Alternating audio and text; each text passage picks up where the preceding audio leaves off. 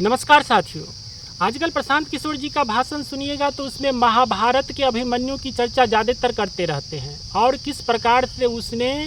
चक्रव्यूह जो रचा गया था कौरवों द्वारा उसे भेदने में कामयाब रहे थे, हालांकि वो वापस नहीं लौट सके। उसकी तुलना बिहार की राजनीति से प्रशांत किशोर जी करते हैं कि एक तरफ बड़े बड़े दिग्गज पार्टी परिवारवाद का जड़ जो पकड़े हुआ है, चाहे बीजेपी में हो, चाहे आरजेडी में हो, चाहे जेडीयू हो, जो कुर्सी कुमार बने हुए हैं, कुर्सी को कस के पकड़े हुए हैं, छोड़ने का नाम नहीं ले रहे हैं। और कहीं ना कहीं 3 गो तिगरी पार्टी मिलके चाहता रहता है, किसी एक की अपनी हिम्मत नहीं है कि संपूर्ण सरकार बना ले, लेकिन 3 पार्टी कहीं ना कहीं चाहता रहता है कि एगो मुखिया बने और बाकी 2.5 साल हम बीत रहे हैं। ये लोग आप लोग 10 साल से बिहार की राजनीति में यही खेल चल रहा है, जो कि गठबंधन का सरकार बनता है और ये गठबंधन का सरकार ही बिहार के जो बर्बादी का मुख्य कारण है। इस चक्रव्यूह को जो है प्रशांत किशोर जी कितना भेदने में कामयाब रहे हैं, हालांकि वो पूर्ण रूप से इलेक्शन के मोड में आ गए हैं। ज़्यादा वो ज़मीन पर भी रहे हैं, पद यात्रा भी किए हैं, उसके बाद गांव-गांव घुम्बो किए हैं, फिर से जनसभा निकाल रहे हैं और लोगों के बीच में जाने का प्रयास कर रहे हैं। दूसरी तरफ सोशल मीडिया का भरपूर उपयोग करते हैं। न जाने लाखों चैनल अपने जनसुराज के हिसाब से बनवा लिए हैं, लोगों को सिखा रहे हैं और अपनी वीडियो कह रहे हैं कि पोस्ट करने के लिए। खुद भी इंटरव्यू देते हैं, सुबह से रात तक जो है सो हमेशा बिहार की राजनीति में प्रवेश करने के लिए, हालांकि वो बिहार को एक सपना दिखाने में बहुत ही कामयाब रहे। अब बताइए, जो जिस चक्रव्यूह को नीतीश कुमार जी ने तोड़ा था, लालू प्रसाद यादव जी की जो परिवारवाद की राजनीति का आरोप अक्सर भाजपा और जेडीयू लगाती रहती है, लालू प्रसाद यादव जी को छवि खराब करने में, उसे सत्ता से उखाड़ फेंकने में कोई भी ऐसा काम नहीं था जिसे दुष्प्रचारित किया गया। चारा घोटाला में जगन्नाथ मिश्रा भी थे, लेकिन सबसे ज़्यादा आज पूरे देश में बच्चा के जुबान पे है तो वो श्रीमान लालू प्रसाद जी के नाम से।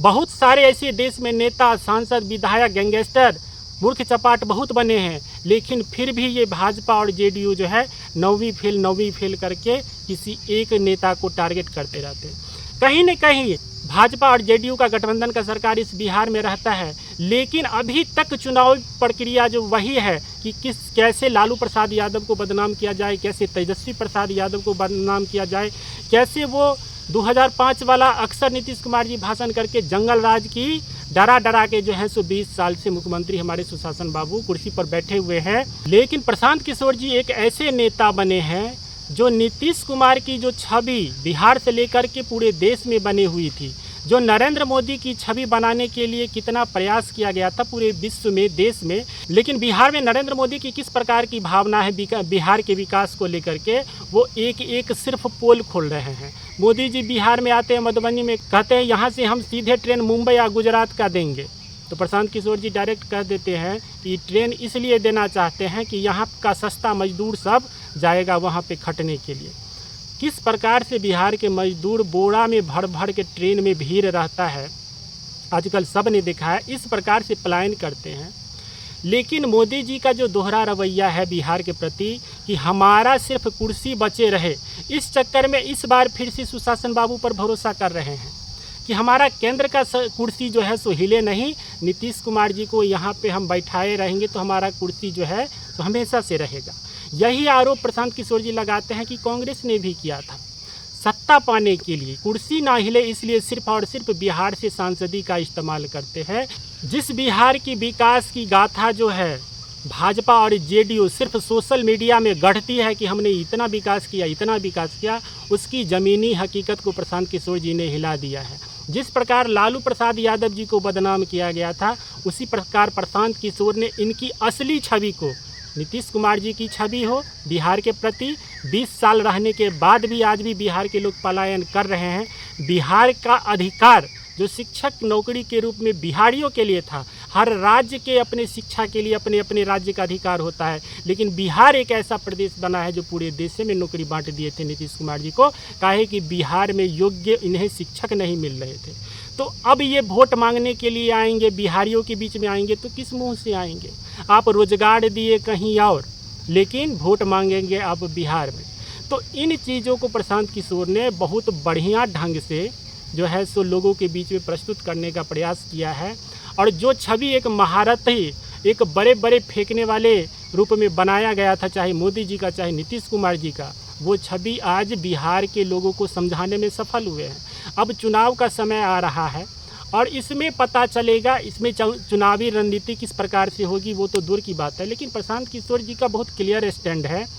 और वो अपने पार्टी में हर जाति को अपनापन दिखाने का पूरा प्रयास किया जाता है। ना वो परिवारवाद की बात करते हैं, हालांकि अभी नई पार्टी है, सरकार बनेगी, उसके बाद किस प्रकार की प्रक्रिया चलती वो तो दूरगामी है, लेकिन अभी तक 35 साल से जो तीनों पार्टी ने राज किया उसमें बिहार की स्थिति आज के दौर में क्या है। आज भी बिहार पूरे देश में सबसे गरीब राज्य है।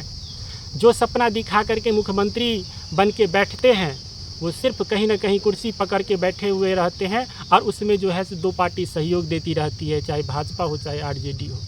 तो प्रशांत किशोर जी ने एक बिहार में लोगों को, युवाओं को सपना दिखाने का प्रयास किया है कि आप लोग जागिए, अपने हक के लिए वोट दीजिए, अपनों के लिए वोट दीजिए, एक बार अपने बच्चों सबका मुंह देखिए। बहुत देख लिए नेता का बेटा नेता बनेगा, एक बार अपना मुंह देखिए। तो इस बार बिहार की जनता को सोचना पड़ेगा कि हमारा जो है सो सिर्फ जन्म हुआ है यहाँ पे अपने बच्चा को बाहर भेजने के लिए, मजदूरी करने के लिए। बिहार में किसी भी प्रकार का रोजगार को ठीक ढंग से नहीं रहने दिया। बिहार में जो चाहे चीनी मिल हो चाहे जूट मिल हो, सबको बर्बाद कर दिया गया, सबको बंद कर दिया गया। तो इन नेता को इस बार भगाना है और एक मौका ज़रूर इन्हें मिलना चाहिए और देखना चाहिए कि 5 साल तो मौका दिया जाए और एक बार बदलाव की प्रक्रिया देखा जाए कि किस प्रकार बदलाव करते हैं। नहीं तो अगले साल फिर 5 साल के बाद बदल दिया जाएगा, इसमें क्या जाता है। लेकिन एक बार मौका ज़रूर इन्हें देना चाहिए।